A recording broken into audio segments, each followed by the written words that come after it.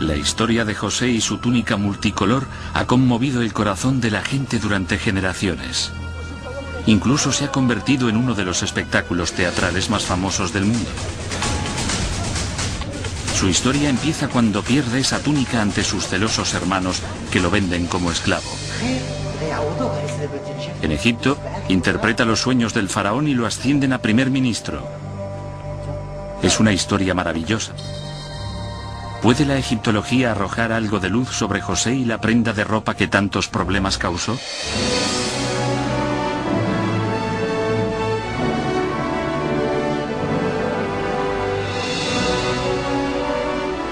Misterios de la Biblia. José, el Señor de los Sueños.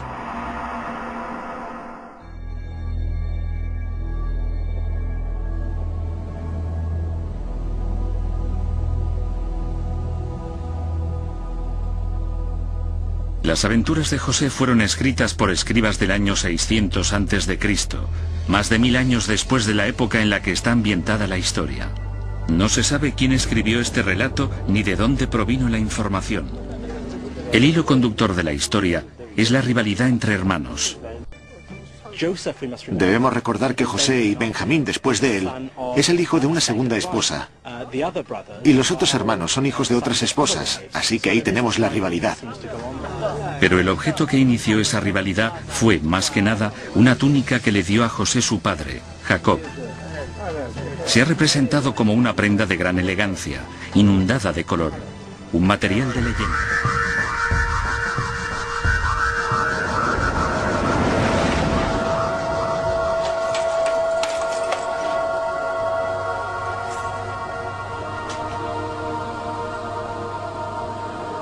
Las remotas tumbas de Beni Hasan se construyeron alrededor del año 1800 a.C.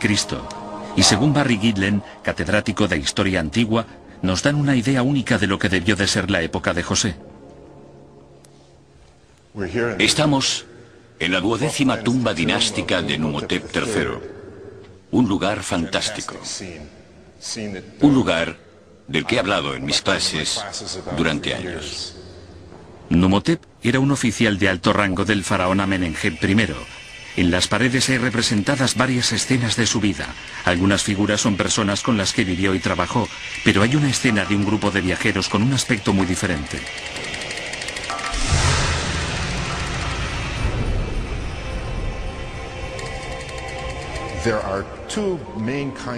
Hay dos tipos de atuendo, los dos a rayas, y cada raya es de un color diferente, lo que es muy interesante. Además se ve que hay dibujos en las rayas, lo que aumenta los rasgos distintivos, la belleza, la importancia del atuendo. Y ambos representan el tipo de prenda que los escritores de la Biblia podían interpretar como la que llevaría un personaje como José. Aunque estas son imágenes de una capa multicolor en un ambiente egipcio, hay señales que indican que estos viajeros venían de Canaán, la tierra de José. Todo el arte de esa época muestra a los egipcios rasurados, mientras que los canaanitas siempre lucen barba.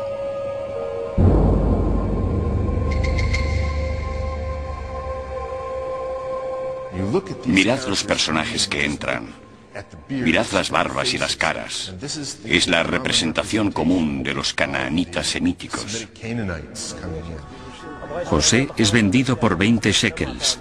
Los documentos egipcios revelan que ese es exactamente el precio que se pagaría. Unos siglos después el precio ha subido hasta 30 shekels, al inicio del primer milenio a 50 shekels y así sucesivamente. Así que se puede hacer un gráfico y ver cómo sube el precio de los esclavos.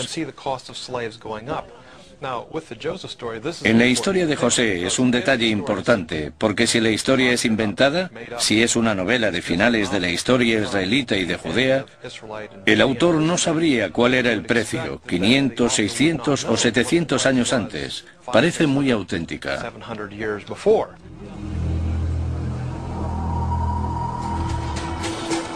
Se dice que José fue vendido como esclavo a Potifar, jefe del ejército del faraón, un hombre a cargo de soldados, caballos y carros. Era rico y poderoso y tenía una gran casa con criados. Nunca se ha encontrado ninguna mención a Potifar en documentos antiguos, pero el papiro de Brooklyn, encontrado cerca de Luxor, data de la época de José y demuestra que el uso de sirvientes semitas era sorprendentemente común. Durante el Reino Medio Tardío, que es el período en el que José debió de llegar a Egipto, un hogar acomodado de un noble egipcio tenía un buen número de sirvientes semitas, gente que trabajaba en el campo, gente que tejía y hacía esas tareas. Así que una finca acomodada debía de tener sirvientes, e incluso puede ser que usaran la palabra esclavos para describir a esa gente. Según la historia, a José le dieron un nombre egipcio, otra costumbre confirmada por el papiro de Brooklyn. Su señor lo pasaría mal intentando vocalizar los nombres extranjeros. Y en la historia de José tenemos a José, a quien llaman Zafanat Panea. Según la Biblia, José trabajó duro y le fue bien, ascendiendo hasta hacerse cargo del hogar de Potifar. Pero entonces, su destino dio un giro muy peligroso, instigado por la mujer de Potifar.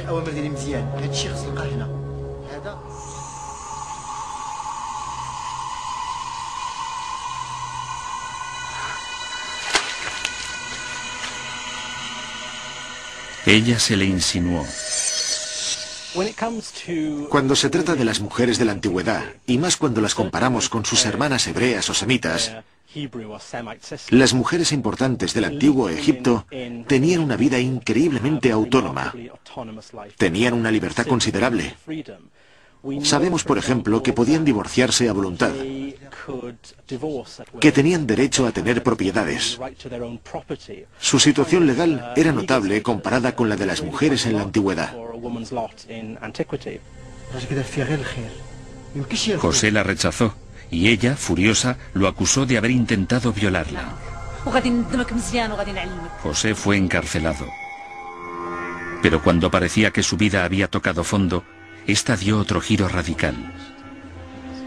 En la cárcel, un antiguo sirviente real le pidió a José que interpretara un extraño sueño, en el que prensaba 3 racimos de uvas sobre la copa del faraón.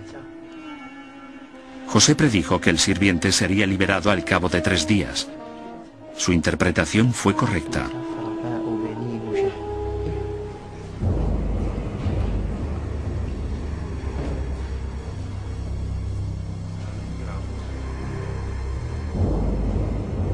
La noticia llegó a oídos del faraón, que ordenó que José fuese puesto en libertad para que interpretara sus propios sueños.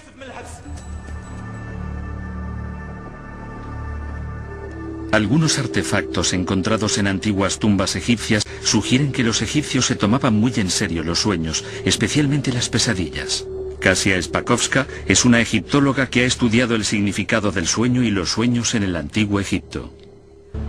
Está claro que los sueños eran importantes en la cultura del antiguo Egipto, pero los documentos bíblicos son bastante específicos. Un hebreo interpretó los sueños de un faraón egipcio alrededor del siglo XVII a.C., y esto representa un problema. Sin embargo, hay pruebas que indican que José quizás aprendiera a interpretar los sueños en su familia. José era originario de Canaán, en la actual Siria. Todos sus ancestros eran originarios de Mesopotamia, en el norte.